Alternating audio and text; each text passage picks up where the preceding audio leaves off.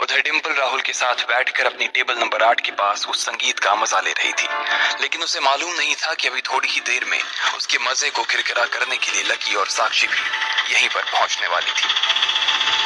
जैसे ही लकी का auto sun and moon के गेट के बाहर रुका, उसने पैसे दिए और सीधा होटल के अंदर दाखिल होने के लिए आगे बढ़ने लगा। साक्षी, जो कि उसके उतरने के बाद ऑटो से उतरी थी, होटल के दरवाजे को देखते ही उसके पैर लड़खड़ाने लगे थे। लकी, एक बार प्लीज फिर सोच लो। साक्षी ने अपने से 2 कदम की दूरी पर खड़े लकी को देखते हुए कहा। लकी ने उससे कुछ नहीं कहा, वो सिर्फ उसकी ओर देखकर मुस्कुराया और अपना हाथ उसकी दिशा में आगे बढ़ा दिया। साक्षी को लग रहा था कि या तो लकी अपने आप को और अपने हुलिये को देख नहीं पा रहा था, या वो देखना ही नहीं चाह रहा था। इस तरह के कपड़े में उसे कौन सन एंड मून जैसी बड़ी जगह पर घुसने देता? साक्षी को यही शक हो रहा था, लेकिन लकी की आंखों का कॉन्फिडेंस देखकर उसके पास अंदर जाने के अलावा और कोई चारा नहीं था। साक्षी ने लकी का हाथ थामा और दोनों अंदर की ओर बढ़ने लगे। जैसे ही साक्षी होटल के दरवाजे के पास पहुंची, उसने देखा कि दरवाजे के बाहर 2 पहरेदार खड़े थे, जो कि हर आने जाने वालों पर नजर रख रहे थे। साक्षी ने होटल के बड़े से कांच के दरवाजे के बाहर से ही देखा कि वहां पर एक बड़ा सा झूमर लटका हुआ था, और उस झूमर के नीचे बड़ी बड़ी टेबल पर सब लोग सूट बूट पहने हुए अपने खाने का आनंद ले रहे थे। उनके ऐसे कपड़े और ऐसे रहन सहन देखकर साक्षी डर गई थी। उसने लकी के हाथ को जोर से दबाया और अपने पैरों को रोक लिया। क्या हुआ? लकी ने पूछा। मुझे डर लग रहा है लकी, प्लीज ये ड्रामा बंद कर दो। तुम्हें भी बताया ना कि हम लोग यहाँ पर नहीं खा सकते, साक्षी ने कहा। देखो, तुम्हें चिंता करने की कोई जरूरत नहीं है, मैं तुम्हें ट्रीट पर लाया हूं ना, तो मेरे ऊपर भरोसा रखो, मैं तुम्हें एम्बैरस फील नहीं होने दूंगा, लकी ने कहा और उसका हाथ पकड़कर उसे सीधा होटल के अंदर ले गया। तुम यहीं पर रुको, मैं जरा वॉशरूम जाकर आता हूं, लकी ने होटल के अंदर दाखिल होते हुए कहा। सब लोग उन दोनों की ओर ही घूर कर देख रहे थे। राहुल और डिम्पल, जो कि उनसे काफी दूर बैठे थे, बस उन दोनों की ही नजर इन दोनों के ऊपर नहीं पड़ी थी।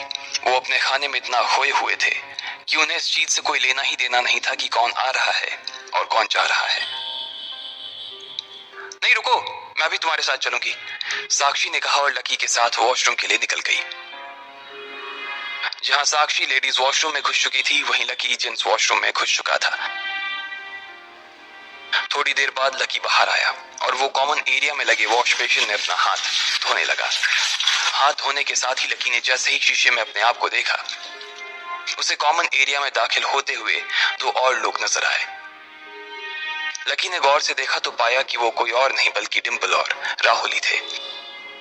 लकी ने देखा कि डिम्पल की गुलाबी ड्रेस के ऊपर सब्जी का दाग लगा हुआ था, और राहुल उसके साथ उसका वो दाग धुलवाने के लिए आया हुआ था।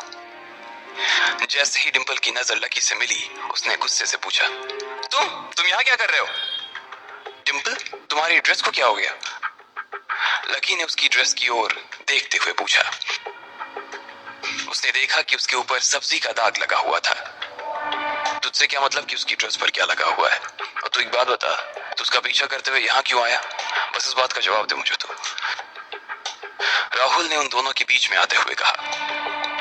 उसे लग रहा था कि लकी जबरदस्ती डिम्पल के पीछे पड़ा हुआ था। उसे लगा कि उसे आज लकी को साफ साफ शब्दों में समझा देना चाहिए था, और इसलिए उसने गुस्से से लाल अपनी आंखों से लकी को देखा और कहा, देख बे फटीचर, मैं तुझे आज आखिरी बार यही समझा रहा हूँ, कान खोल कर सुन ले। अगर आज के बाद तूने अपनी जुबान से डिम्पल का नाम भी लिया ना, या कभी तू उसका पीछा करता हुआ पाया गया, तो याद रखना मैं तेरी आंखें फोड़ दूंगा, याद रख लेना। लकी ने राहुल की बात को बहुत ही शांति से सुना और अपने गुस्से के घूंट को पी गया। वो जानता था कि उसके जैसे आदमी से बात करने से कोई फायदा नहीं था, इसलिए उसने अपनी नजर फेरी और अपने हाथ धोने लगा। डिम्पल को उसका इस तरह से शांत रहना कोई खास पसंद नहीं आया। ऐसे कैसे हो सकता था कि राहुल उसे कोई बात समझाए और बिना जवाब दिए उसे इग्नोर कर दे? डिम्पल लकी को उसकी इस गुस्ताखी के लिए सबक सिखाना चाहती थी, और इसलिए वो लकी के सबसे पास लगे नल के पास आकर खड़ी हो गई। लकी ने उसे एक झलक देखा और फिर से अपने हाथ पर लगे साबुन को साफ करने लगा। इधर डिम्पल ने नल खोला और उसमें से अपनी उंगली फंसा दी। इस वजह से नल से आने वाला पानी तेज धार में बहने लगा और वो धार सीधी लकी की ओर बढ़ने लगी। उसने लकी के कपड़ों को जानबूझकर भिंगा दिया और कुछ पानी उसके चेहरे पर भी जा लगा था। लकी को डिम्पल की इस हरकत पर बहुत गुस्सा आया। जब उसने डिम्पल को देखा तो उसने ढीठ की तरह अपना सिर एक ओर झुका दिया। इससे पहले कि लकी फिर से अपना हाथ साफ करता, डिम्पल ने फिर से उसके ऊपर पानी उड़ाना शुरू कर दिया। डिम्पल! लकी जोर से चिल्लाया। चिल्लाने की जरूरत नहीं है, तुम जैसों के साथ तो ऐसा ही होना चाहिए, डिम्पल ने लकी के भीगे हुए चेहरे को देखते हुए कहा। उसे दिल ही दिल में ऐसा करके बहुत तसल्ली मिल रही थी। लकी का मन किया कि वो डिम्पल को उसी की भाषा में जवाब दे, लेकिन फिर उसने सोचा कि वो जैसे के साथ ऐसा नहीं कर सकता। इसलिए उसने चुपचाप अपने हाथ और अपना मुंह धोया और फिर वहां से बाहर निकलने लगा। जैसे ही वो बाहर जाने लगा, डिम्पल ने राहुल को इशारा किया और फिर दरवाजे की ओर देखने लगी। राहुल उसका इशारा समझ गया था और इससे पहले कि लकी दरवाजे से बाहर निकल पाता, राहुल ने उसका रास्ता रोक लिया। वो दरवाजे के ठीक सामने जाकर खड़ा हो गया, जिसकी वजह से लकी के बाहर जाने के लिए जरा भी जगह नहीं बची थी। अरे, फटीचर को बाहर जाना है और वो भी मुझसे बचकर? सॉरी बाबू, लेकिन ये तो इतना इजीली नहीं हो पाएगा।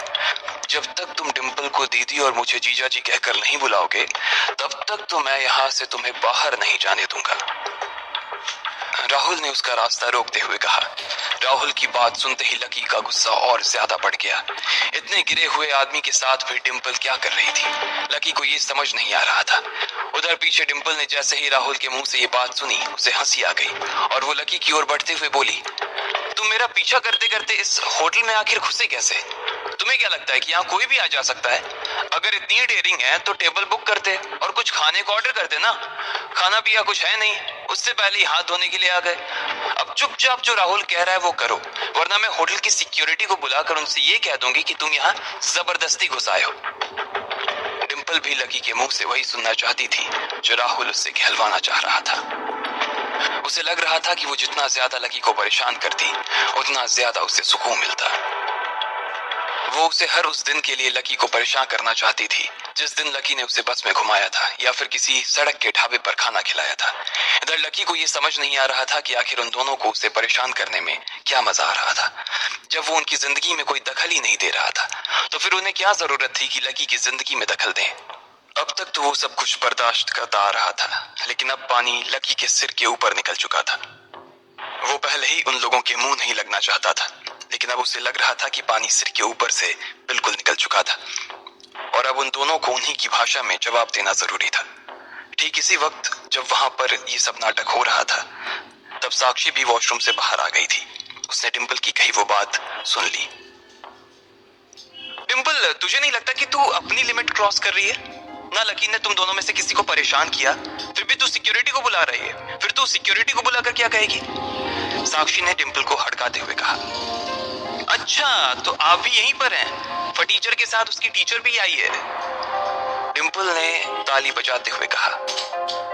डिम्पल को उसे देखते ही हंसी आ गई और वो बोली, मुझे सिक्योरिटी को ना कुछ बोलने की जरूरत ही नहीं पड़ेगी। तुम दोनों की शक्ल देखकर ही वो समझ जाएगा कि तुम दोनों यहाँ पर खाने के लिए तो नहीं आए हो। तुम्हें क्या लगता है ये कोई गली कुचे का ढाबा है जिसमें कोई भी आकर बैठ सकता है या खा सकता है? तुम्हें मालूम है यहाँ पानी की बोतल कितनी की है? ये सुनते ही साक्षी की जुबान पर जैसे ताले लग गए थे। उसके पास डिम्पल को देने के लिए कोई जवाब नहीं था। वैसे भी उसे तो यही लग रहा था कि लकी उसके साथ मजाक कर रहा था या सिर्फ जोश जोश में उसे यहाँ ले आया था। लेकिन डिम्पल की ये बात सुनकर तो उसका शक यकीन में ही बदल गया था। वो तो लकी को कहीं और ही ले जाना चाह रही थी, लेकिन लकी ही मानने को राजी नहीं था। उसके बाद जिस तरह से डिम्पल और राहुल उसके सामने आकर खड़े थे, उसे तो ऐसा ही लग रहा था कि आग में घी बढ़ गया हो। जिस तरह से डिम्पल की शक्ल नजर आ रही थी, साक्षी को लगा कि बात को यहीं खत्म कर देना सही था। इसलिए वो उससे आगे कुछ नहीं कहना चाहती थी। लकी, चलो हम यहाँ से चलें। साक्षी ने लकी का हाथ पकड़ा और वो जाने के लिए तैयार हो गई। तुम यहाँ से जाना चाहती हो? और वो ऐसे ही? लकी ने उसकी ओर शांत नजरों से देखते हुए पूछा। साक्षी देख पा रही थी कि लकी के सामने इतना कुछ हो गया था, लेकिन फिर भी उसे जैसे कोई फर्क ही नहीं पड़ रहा था। साक्षी को लग रहा था कि वो सब जानते हुए भी अनजान बनने की कोशिश कर रहा था और इसलिए वो उसे वहां से जल्दी निकलने के लिए कह रही थी। इससे पहले कि साक्षी उसे खींचकर बाहर ले जाती, डिम्पल और राहुल ने वहीं से बाहर की ओर देखकर चिल्लाना शुरू कर दिया। अरे सारे लोग आओ, इधर आओ, देखो ये सब लोग क्या कर रहे हैं। ये लोग जबरदस्ती इतने बड़े होटल में घुस गए हैं, और वो भी खाना खाने के लिए नहीं बल्कि वॉशरूम यूज करने के लिए। मैनेजर कहाँ है? होटल का मैनेजर, देखिए आपके होटल को लोगों ने सुलभ शौचालय बना दिया है। डिम्पल की आवाज सुनकर बाहर की ओर बैठे सभी लोगों का अटेंशन उसकी ओर चला गया। डिम्पल इसके बाद भी नहीं रुकी और अपनी तीखी सी आवाज में बोली, देखो देखो इन दोनों को, ये सब लोग इतने बड़े होटल में सिर्फ टॉयलेट यूज करने के लिए घुसे आए हैं। इन लोगों ने होटल नहीं सुलभ शौचालय खोला है। इनके टॉयलेट कोई भी सड़क छाप आकर फ्री में यूज कर सकता है, उसे खाना खाने की जरूरत नहीं है। ये तो कितनी अच्छी बात है ना, पूरे देश के होटल्स में यही सिस्टम लागू होना चाहिए। डिम्पल के मुंह में जो कुछ भी आ रहा था वो बिना सोचे बोली जा रही थी। लकी देख रहा था कि वो लड़की पूरी तरह से पागल हो चुकी है और वो और पागल होने वाली थी। राहुल भी उसके पागलपन में शामिल हो गया था और वो बोला, अरे टॉयलेट यूज करना है तो पब्लिक टॉयलेट यूज करो ना, यहाँ आने की क्या जरूरत है। अब किसे पता ये लोग टॉयलेट ही यूज करने आए थे, हो सकता है टॉयलेट यूज करने के बहाने ये दोनों एक दूसरे के साथ डिम्पल ने कहा। लकी को लगा ही नहीं था डिम्पल की सोच इतनी घटिया होगी कि वो अपने दोस्त के बारे में ऐसी कोई बात कहेगी। ठीक इसी वक्त हंगामा खड़ा होता देख होटल का मैनेजर वहां आ गया। डिम्पल उस वक्त मैनेजर के पास गई और लकी की ओर उंगली दिखाते हुए बोली, मैनेजर जी आप बताओ, ऐसा कोई भी रास्ता चलता आपके होटल के टॉयलेट में घुस आएगा तो आपके होटल की क्या इमेज रह जाएगी। एक मिनट रुकिए, मैनेजर ने कहा और फिर लकी की ओर देखते हुए बोला, आप दोनों यहाँ कैसे चले आए? हमारे होटल की जितनी भी फैसिलिटीज हैं वो सिर्फ हमारे गेस्ट के लिए हैं। बाहर का कोई भी आदमी ऐसे ही हमारे होटल में बिना बुकिंग किए नहीं आ सकता है।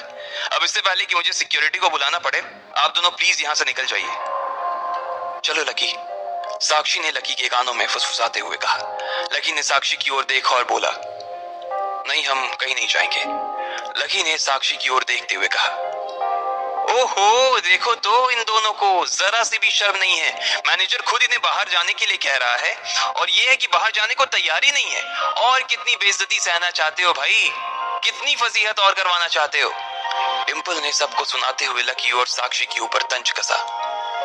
देखिए आप दोनों यहाँ से चले जाइए वरना मुझे सिक्योरिटी को बुलाना पड़ेगा, मैनेजर ने कहा। लकी ने उसे घूर कर देखते हुए कहा और बोला, ये दोनों आपके गेस्ट हैं और हम नहीं है, मैंने भी यहाँ एक सीट बुक की है। लकी ने कहा और डिम्पल की ओर घूरने लगा। लकी के मुंह से ये सुनते ही साक्षी की आंखें बड़ी हो गई थी। कहीं लकी का दिमाग तो खराब नहीं हो गया था। गुस्से में वो क्या बोल रहा था, उसे समझ तो आ रहा था ना अब आगे क्या होने वाला था। क्या डिम्पल और राहुल मिलकर लकी और साक्षी को बेइज्जत करके बाहर निकलवाते, या फिर लकी उन्हें उनकी ही जुबान में जवाब देकर चुप करवा देता। लकी क्या जवाब देता साक्षी को कि इतने पैसे उसके पास कहां से आए। आपको क्या लगता है, क्या होंगे इन सभी सवालों के जवाब? कमेंट बॉक्स में कमेंट कर